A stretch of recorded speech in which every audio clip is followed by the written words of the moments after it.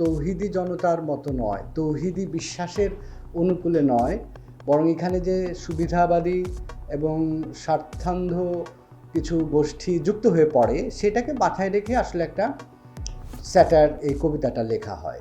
আমার প্রকাশক প্রথম জানালেন যে আজকে বইমেলার দিকে না আসাটাই ভালো, এবং আমিও চিন্তা করেছিলাম যে বইমেলায় না গিয়ে বরং এটা আমি ফেসবুকে অনলাইনে এটা আমি ডিফেন্ড করার চেষ্টা করব। বাংলা একাডেমির মহাপরিচালক মোহাম্মদ আজম উনি আমাকে জানালেন যে আমি যেন একটা ডিসক্লেইমার দেই এই লেখাটার ব্যাপারে, এবং সেটা খুব দ্রুত যেন করি। পুলিশের লোকজন আমাদের বাসার আশপাশ দিয়ে ঘোরাঘুরি করছে এবং আমার বাসায় সার্চ করতে চাচ্ছে। যারা আমার লেখক বন্ধু, লেখালেখির এই পেরিফেরিতে যারা আমাকে চেনেন, জানেন, নানানভাবে কানেক্টেড, তারা যে নিশ্চুপ থাকলেন এটা বিস্ময়কর। মানে অনেকটা সেই এক দেশে এক নেতার মতো, যে একটাই মতাদর্শ থাকবে, একটাই ধর্ম থাকবে, একটাই রাজনৈতিক দল থাকবে, সেটাকে আপনি যদি সমর্থন না করেন তাহলে আপনি তার শত্রু।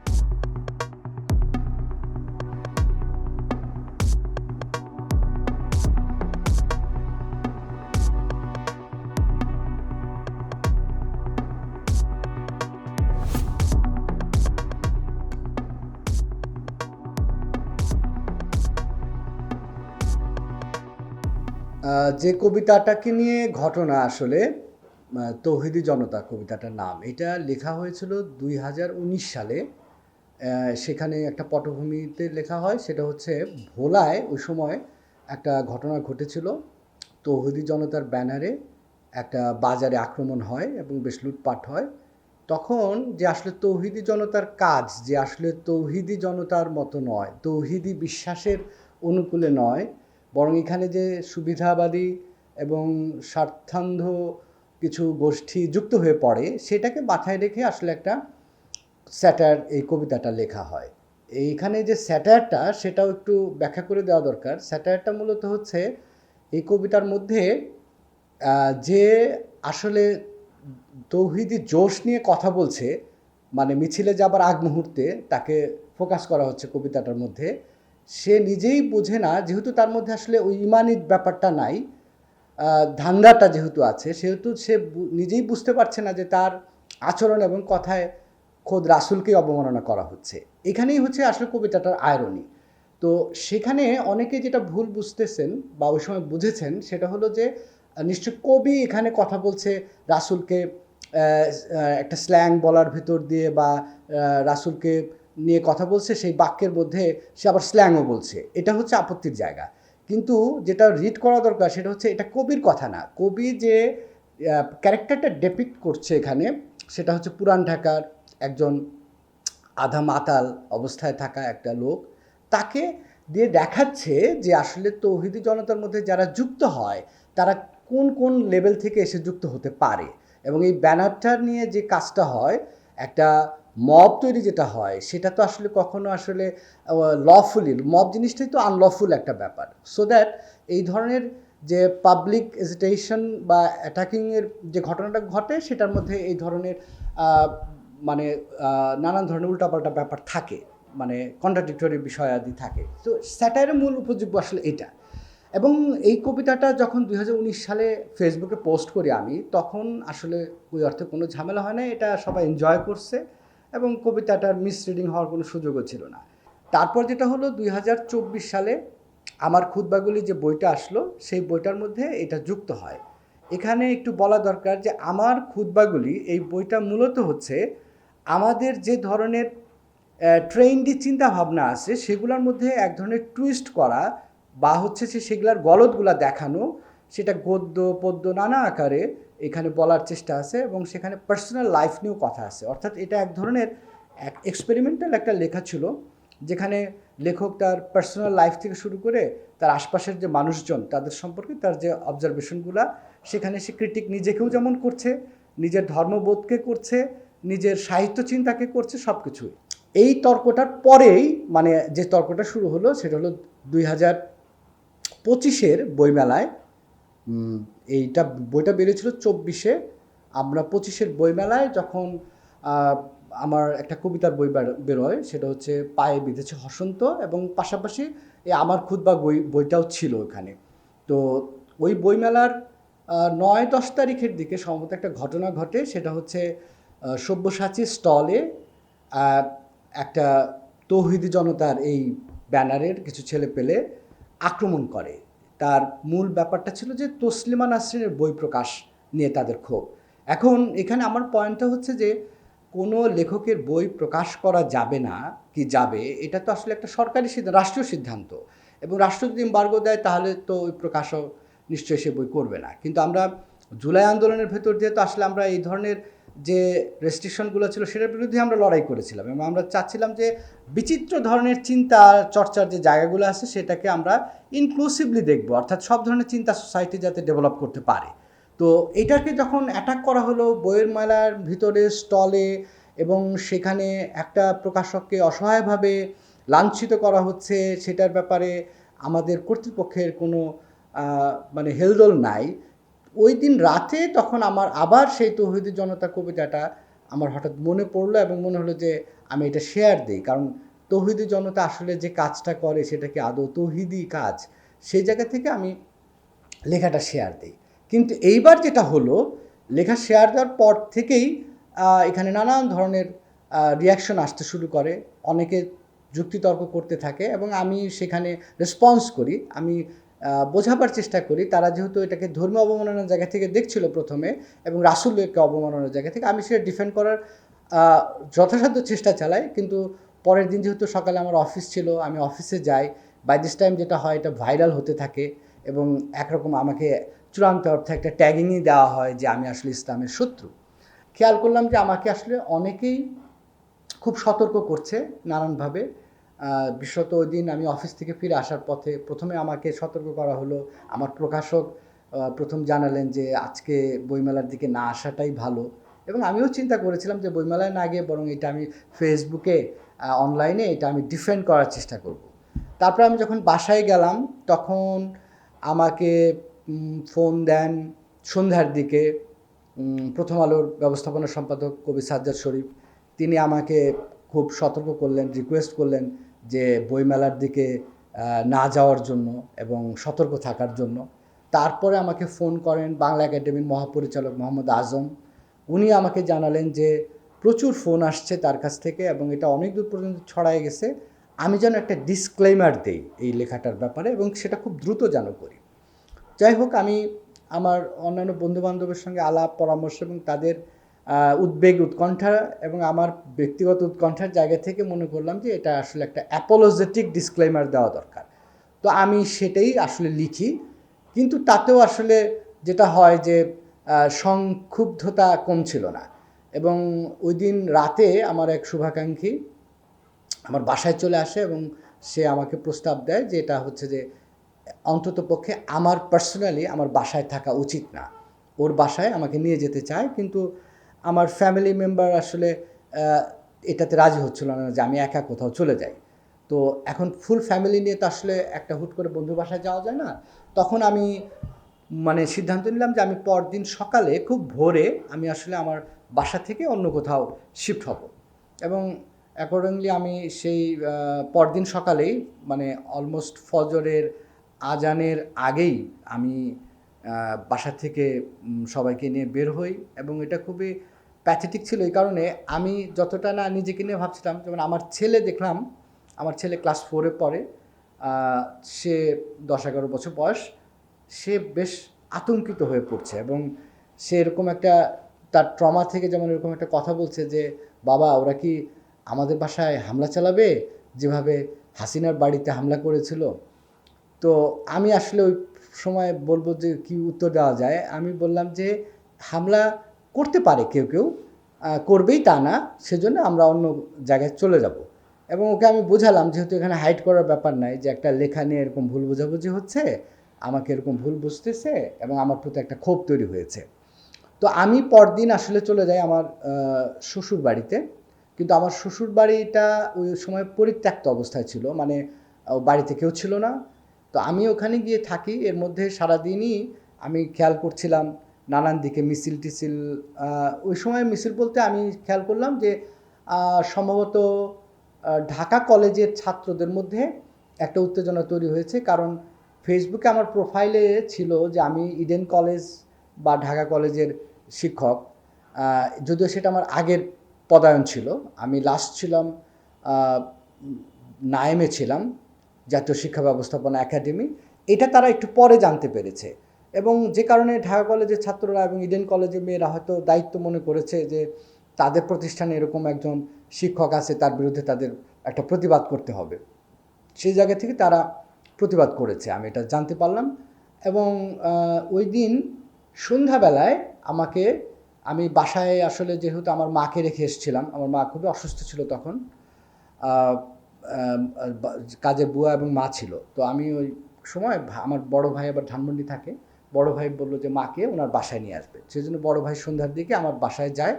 তো ওই সময় আমি ভাইয়াকে ফোন করি, তখন ভাইয়া আমাকে জানালো যে ডিবি অফিস থেকে বেশ কিছু মানে পুলিশের লোকজন আমাদের বাসার আশপাশ দিয়ে ঘোরাঘুরি করছে এবং আমার বাসায় সার্চ করতে চাচ্ছে।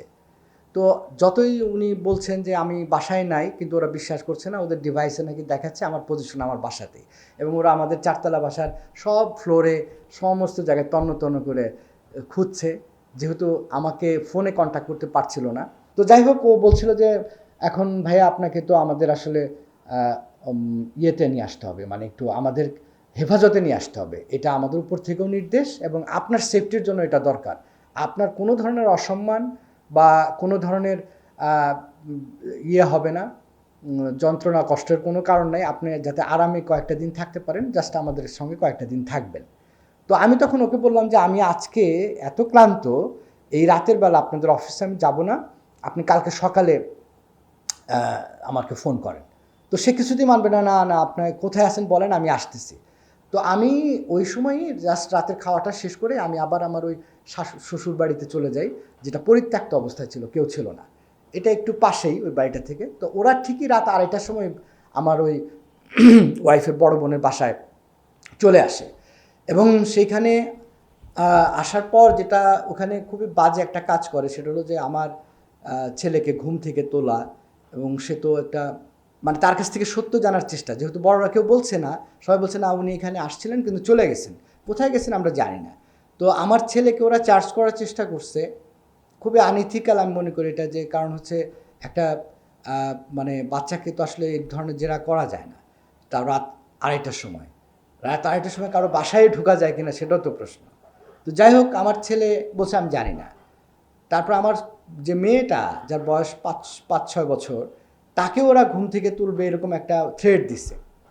তারপরে যেহেতু ওরা কেউ বলে নাই কোথায় আছে আমি, তো ওরা রাতে ওইখানে ওই বাসাটাও 4তলা বাসা, ওখানেও ওরা সার্চ করেছে এবং তারপর ওরা চলে যায়। তো এরপর আমি সিদ্ধান্ত নিলাম যে ওই দিনই দুপুরবেলায় আমি ওই আমার শালিকার সঙ্গেই আমি এবং আমার ওয়াইফ ওই ডেমরা সেনের পাড় ওখানে চলে যাই। আমার ওই শালিকার যে হাজব্যান্ড, তো সে যখন নিচে গেল, তখন তার এই 2-3 মিনিট পরে সে উপরে উঠে এসে বললো, গালিব ভাই আপনি রেডি হন, আপনাকে তো যেতে হবে। কি হয়েছে ব্যাপারটা, যে ওরা তো পুরো এই এলাকা মানে করে ফেলছে, কর্ডন করে ফেলছে একরকম, এবং তাকে চার্জ করছে যে আমরা দেখছি, তাকে ফলো করছি, সে আসছে এখানে আপনার সঙ্গেই আছে। তো আমি বললাম যে ঠিক আছে, ওই ছেলেটাকে, যেহেতু আমার সঙ্গে ফোনে কথা বলছে বিশেষ ক্যাডার, তো ওকে একটু ডেকে নিয়ে আসেন।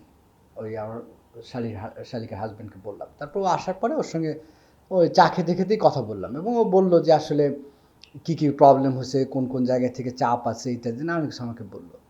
পরে আমরা মানে ওখানে ওদের সঙ্গে আমি ওদের মাইক্রো নিয়ে আসছিলো, এবং ডিবি অফিসে আমি ওই তখন এক রাত ছিলাম। তো তারপর দিন আমাকে কোর্টে নেওয়া হলো, সেটা শুক্রবার কোর্টে নেওয়া হলো, এবং কোর্ট থেকে ওরা রিমান্ড চেয়েছিল, কিন্তু কোর্ট থেকে রিমান্ডটা মঞ্জুর করে নাই। আমাকে সন্দেহভাজনের জন্য আরও তথ্য অনুসন্ধান এই মর্মে আমাকে জেলে পাঠানো হলো, সেটা হলো কেরানীগঞ্জে। শুক্রবারে আমাকে পাঠানো হলো, রোববারে আমাকে কোর্টে আনা হলো, এবং ওই দিন আমার এইটার ব্যাপারে আমার যে আয়ও, সে যে অভিযোগটা আনলো সেটা হচ্ছে যে উনি যে লেখাটা লিখছেন, সেই লেখাটায় যে ধরনের অস্থিরতা তৈরি করা হচ্ছে, এখানে বাইরের দেশের কোনো কানেকশন আছে কি না, এটা আমাদের আরও অনুসন্ধানের জন্য 10 দিনের রিমান্ড আমরা চাই। 10 দিন না 7 দিন চাইলো। উনি চাইলেন এবং আমার যে লয়ার তারা মানে বললেন যে যেহেতু আপনি আগে রিমান্ড মঞ্জুর করেন নাই, সেহেতু এই রিমান্ড তো এখন মঞ্জুর করার কোনো যুক্তি নাই। এটা ওনার পয়েন্ট ছিল। আর যে জাজ ছিল, আমি খেয়াল করলাম ওই বিচারক নিজেই উত্তেজিত, যে সে বলছে এরকম আমার লয়ারকে যে আপনি কি কবিতাটা পড়েছেন, একটা তো মিনিমাম রুচি টুচি থাকা দরকার, এরকম বলছে। তো ওই ম্যাজিস্ট্রেট, ইয়াং ম্যাজিস্ট্রেট, কিন্তু বোঝাই যাচ্ছে যে এটা তো সাহিত্যের লোক নয়। ফলে এখন আমার ইচ্ছে ছিল যে আমি আর্গুমেন্ট করি, কিন্তু আমার লয়ার দেখলাম সে বলছে যে আমি আসলে এখন সাহিত্য মূল্য বা সাহিত্যের বিশ্লেষণেই যাব না, ওই পয়েন্টই আমার না। আমার পয়েন্ট হচ্ছে যে যেহেতু তাকে রিমান্ড মঞ্জুর আপনি করেন নাই, সো দ্যাট আপনি তো তাকে ফার্দার রিমান্ড মঞ্জুর করতে পারেন না, আমরা তার জামিন চাই, এটা ছিল পয়েন্ট। কিন্তু তখন আদালত যেটা করলো, আমাকে 2 দিনের রিমান্ড মঞ্জুর করলো। 2 দিনের রিমান্ড মঞ্জুর করলো এবং আমাকে ওই দিন তো আমি কেরানীগঞ্জে ফিরে গেলাম। পরদিন বোধহয় আমাকে সকালে নিয়ে যাওয়া হলো। ইন্টারোগেশনে মানে সেরকম কোনো মানে কি বলা যায় যে চাপ বা কোনো জুলুম নির্যাতনের ব্যাপার নয়। সেখানে আমাকে মানে আমি ক্ষুধার্ত ছিলাম, এবং কারণ হচ্ছে ওইখানে যে খাবার সেটা খুবই বাজে খাবার, আমি খাই নাই। তো আমাকে বললো ক্ষুধার্ত, মানে খাবার দুপুরে খাওয়া হয়েছে কিনা। তো আমি বললাম যে না, খাওয়া হয় নাই, আমি খাই নাই, ওটা খাইতে পারি নাই। তো তারা আমার জন্য বিরিয়ানির ব্যবস্থাও করেছিল। একজন পুলিশ একটু প্রথম দিকে খুব অ্যারোগেন্ট ছিল যে আপনি এই ধরনের শব্দ কেন লিখলেন, আপনি তো দেখছেন। সে একটু সাহিত্যিক তর্ক শুরু করলো আমার সঙ্গে যে নজরুল তো আসলে মানে নজরুল তো লিখছে, অনেক কিছু লিখছে, নজরুলকে নিয়ে তো সমস্যা হয়। তখন আমি বললাম যে নজরুলকেও কাফের বলা হয়েছে। তো এনিওয়ে ওইখানে পরে পুলিশরা আমার এক পর্যায়ে এসে তারা স্বীকার করলো যে এই লেখাটার মধ্যে আসলে ধর্মীয় অবমাননা ঘটে নাই, এটা কিন্তু ওনার এইভাবে লেখাটা ঠিক হয় নাই, এটা হচ্ছে ওনার বক্তব্য। তা আমি বললাম যে ঠিক আছে, আপনারা মানে তদন্তে সেটা লিখে দেন। তো বলেছে ঠিক আছে, আমরা এটা করবো। পরে যাই হোক ওখান থেকে আমাকে নিয়ে আসা হলো এবং তারপর দিন আবার কেরানীগঞ্জে পাঠিয়ে দেওয়া হলো। তো এর মধ্যে যেটা হচ্ছে যে আসলে যেহেতু সরকারের সিদ্ধান্তই হচ্ছে আমাকে একরকম এইরকম একটা উত্তপ্ত পরিস্থিতিতে ছাড়া হবে না, সেহেতু তারা এটা প্রলম্বিতই করছিল যে আরও তথ্য অনুসন্ধান ইত্যাদি ইত্যাদি বলে আমি কেরানীগঞ্জে মানে আমি সম্ভবত ফেব্রুয়ারি 28 তারিখ পর্যন্ত থাকলাম। কারণ 28 তারিখে একটা জামিনের একটা জোরালো আবেদন ছিল আমার পক্ষ থেকে, এবং ওই দিনই জামিন হয় এবং ওই দিন রাত 11টার সময় আমি আসলে জেল থেকে বেরিয়ে আসি। আমি বিকেল 4টা-5টার সময়, 4টা সাড়ে 4টার দিকে খবর পেলাম, জামিনের খবর আসলো এবং আমাকে জেল গেটে নিয়ে যাওয়া হলো। কিন্তু এই ক্লিয়ারেন্স নিতে নিতে আমার এই 5-6 ঘন্টা সময় চলে যায় এবং 11:30টার সময় আমি আসলে বেরিয়ে আসি। আমার যে অবজারভেশন সেটা খুবই হতাশাজনক। কেন সেটা একটু বলি। প্রথমত হচ্ছে যে আমার ব্যাপারে যে ধরনের মিসরিডিংগুলো তৈরি হয়, এটা প্রথম এক অর্থে শুরু হয় হচ্ছে আমারই কলিগ যারা সহকর্মী শিক্ষকেরা এইটার মানে প্রোপাগান্ডার মধ্যে কাজ করেছে, এবং সেটা কিছু ঈর্ষাগত ব্যাপার থাকে। বিশেষত আমি ঢাকায় পোস্টিং নিয়ে আছি, গভর্নমেন্ট চেঞ্জ হয়ে গেল অথচ আমার পোস্টিং চেঞ্জ হলো না, এটাও তাদের হয়তো একটা সংক্ষোভের কারণ। আর তারা কখনোই কবিতা পড়ে না, কিন্তু তারাই কবিতার বড় ব্যাখ্যাতা হয়ে আমাকে ধরেন ধর্মীয় কমিউনিটির শত্রু হিসাবে তারা চিহ্নিত করার চেষ্টা করলো। এটা আমি মেনে নিয়েছিলাম। কিন্তু যারা আমার লেখক বন্ধু, লেখালেখির এই পেরিফেরিতে যারা আমাকে চেনেন, জানেন, নানানভাবে কানেক্টেড, তারা যে নিশ্চুপ থাকলেন এটা বিস্ময়কর। এটা এই কারণে যে নট দ্যাট যে আমার পক্ষে অবস্থান নেওয়া কিংবা ধরা যাক যে ধর্মীয় ইস্যু এখানে কথা বলবো না, ব্যাপারটা এমন না। যেহেতু তারা জানেন এই কবিতাটা এবং তারা বোঝেন এই কবিতাটা আসলেই ধর্মের বিরুদ্ধে নয়, বরং ধর্মকে যারা ব্যবহার করে, ধর্ম নিয়ে যারা ব্যবসা করে তাদেরকেই ক্রিটিক করা হয়েছে, এটা তাদের কাছে পরিষ্কার। তারা এই ব্যাখ্যাটাও সামনে হাজির করতে পারলেন না। এই যে অবজেক্টিভ একটা পজিশন আমাদের লেখক কমিউনিটির মধ্যে তৈরি হয় না, এটা খুবই হতাশাজনক। যদি তারা, আমি এখনও মনে করি যে তারা শুধু না, আমরা সবাই যদি আসলে এই অবজেক্টিভ জায়গা থেকে আমরা অন্তত ওই টেক্সটটাকে বা এই ধরনের কাজ যারা আরও করে বিশেষত রাখাল রাহার কাজ কিংবা তার পরবর্তীতে আরও কারো ক্ষেত্রে এই ঘটনাগুলো ঘটছে, সেখানে যদি তারা এই অবজেক্টিভ জায়গা থেকে একটা প্রিন্সিপালে দাঁড়াতে পারতো, তাহলে আমার মনে হয় ঘটনাগুলা এতটা বেপরোয়া হয়ে উঠতো না। খুব স্পষ্টভাবে আমি বলি, যেটা আমি কোনো ধরনের পার্টি অ্যালাইন্ড কখনোই ছিলাম না। ছাত্র রাজনীতি, ছাত্র জীবন থেকে শুরু করে এখন পর্যন্ত আমি কোনো সংগঠনের সঙ্গে যুক্ত নই। আমি লেখকের বা নাগরিকের বেসিক কিছু প্রিন্সিপালের উপরে সবসময় আমি ছিলাম, যেটা আমি এখনও আছি। সেটা কি, যেটা ইউনিভার্সাল কিছু রাইটসের উপরে দাঁড়ানো, মানে লেখকের স্বাধীনতা, নাগরিকের অধিকার ইত্যাদি ইত্যাদি যে প্রসঙ্গগুলো আছে। তো সেইটা জন্য যেটা হয় কি, আমার আসলে পার্সোনালি একটা জামাতের কর্মী বা বিএনপির কর্মী, বামপন্থী কিংবা আওয়ামী কর্মী, এদের সঙ্গে মিশতেও যেমন কোনো সুবিধা নাই, সমস্যা নাই, আবার এদের কাজের প্রতিবাদ করতেও আমার ভিতর থেকে কোনো বাধা নাই। যে কারণে আমি বিগত আওয়ামী রেজিমের কোনো ধরনের প্রশংসা না করে, তার পক্ষে কোনো ধরনের লেখালেখি না করেও আমি ঢাকায় ছিলাম কেন, সেটা আমি একটু পরে ব্যাখ্যা করছি। এবং আমি লাস্টলি যে ছাত্র আন্দোলনের পক্ষে কেন দাঁড়ালাম, এটার একমাত্র কারণ ছিল, সরকারি চাকরি হওয়া সত্ত্বেও একমাত্র কারণ ছিল, যেখানে আমি দেখলাম যে স্কুল কলেজের নিরীহ ছেলেপেলেদেরকে আসলে হত্যা করা হচ্ছে, তখন আসলে চুপ থাকার কোনো মানে সম্ভবই ছিল না আসলে। মানে এটা আমাদের কি বলা যায়, যে স্বতঃস্ফূর্তভাবে আমাদের ক্ষোভটা প্রকাশ পেয়েছে। এবং আমি জুলাই মাসে 2টা কবিতা লিখি, যেটা ফেসবুকে একটু ভাইরালও হয়। একটা কবিতার নাম ছিল সংজ্ঞা, যেখানে মুক্তিযুদ্ধের চেতনা নিয়ে কি যে ব্যবসাটা চলে সেটাকে একরকম ক্রিটিক করা হয়েছে। আরেকটা ছিল জয় বাংলা, অর্থাৎ এই জয় বাংলা স্লোগানের ভেতর দিয়ে কীভাবে মানে এক ধরনের দমন পীড়ন চলে সেটা নিয়ে লেখা ছিল। এই 2টা কবিতার পর আমাকে 1 আগস্ট আমাকে অফিস থেকে জানানো হলো, আমাকে অফিসের আমার যিনি বস তিনি আমাকে জানালেন যে আমার বিরুদ্ধে, মানে আমার ব্যাপারে মন্ত্রণালয় থেকে খোঁজ খবর নেওয়া হচ্ছে যে আমি আসলে কোন মতাদর্শের এবং আমি কিভাবে এই ধরনের ফেসবুক অ্যাক্টিভিটি চালাচ্ছি। এবং উনি আমাকে আন্তরিক জায়গা থেকেই মানে বললেন যে আমার আসলে এই ফেসবুক থেকে এই সমস্ত জিনিস সরায় ফেলা দরকার এবং হলো আমার একটু সতর্ক হওয়া দরকার। তো আমি আসলে সতর্ক হয়েছি মনে মনে, কিন্তু আমি ফেসবুক থেকে পোস্ট সরাইনি। এবং যেটা হয় যে আমি একটু প্রস্তুত হয়ে গিয়েছিলাম যে আমার হয়তো ঢাকা থেকে সরায় দেওয়া হবে, অ্যাটলিস্ট এই স্টেপটা গভর্নমেন্ট নেবে। এবং সেটা আমি আমার ফ্যামিলিকেও জানিয়েছিলাম যে আমার হয়তো অচিরেই হয়তো একটা মানে এরকম অর্ডার আসতে পারে। তো এর মধ্যে যেটা হলো যে সৌভাগ্যবশত বা অনিবার্য কারণেই যেটা হলো যে সরকারের পতন হলো। যদি আমার এটা আর একটা সপ্তাহ কন্টিনিউ করতো, তাহলে আমি শিওর যে আমার আসলে ঢাকার বাইরে আমাকে অ্যাটলিস্ট পাঠিয়ে দেওয়া হতো, তারপরে হয়তো বিভাগীয় প্রসিডিওর বা আমার বিরুদ্ধে কোনো ফাইল করার ব্যাপার থাকলে সেটা হয়তো করতো।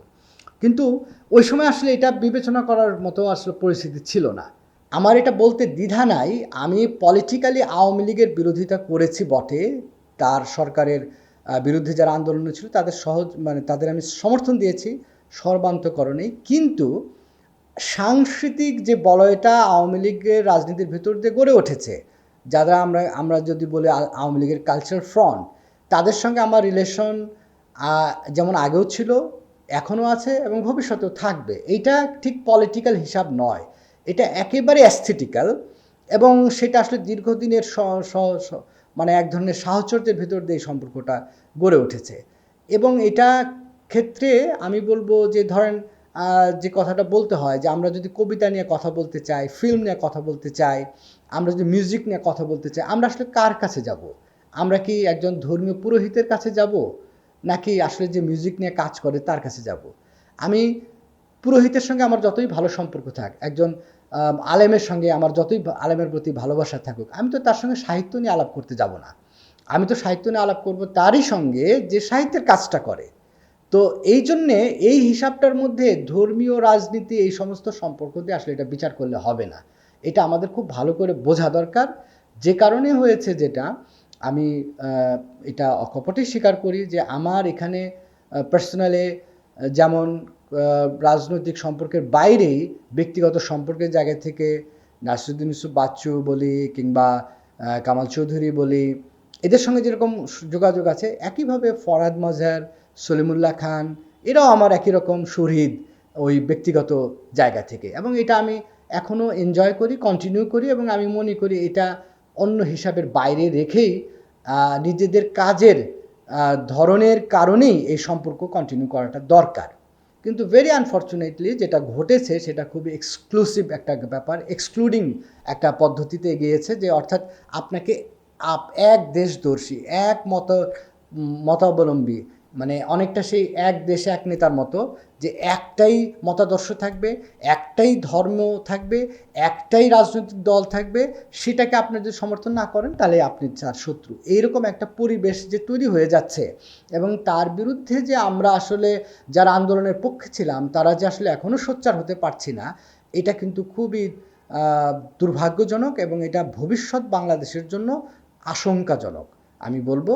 কারণ সামনের দিনে বাংলাদেশে আমাদের যে গণতান্ত্রিক পরিসর এবং সাংস্কৃতিক যে পরিসর, সেটা আরও সংকুচিত হয়ে পড়বার সুযোগ বোধহয় আমরা নিজেরাই তৈরি করে দিচ্ছি। এইটা আমাদের এখনই সতর্ক হওয়া উচিত।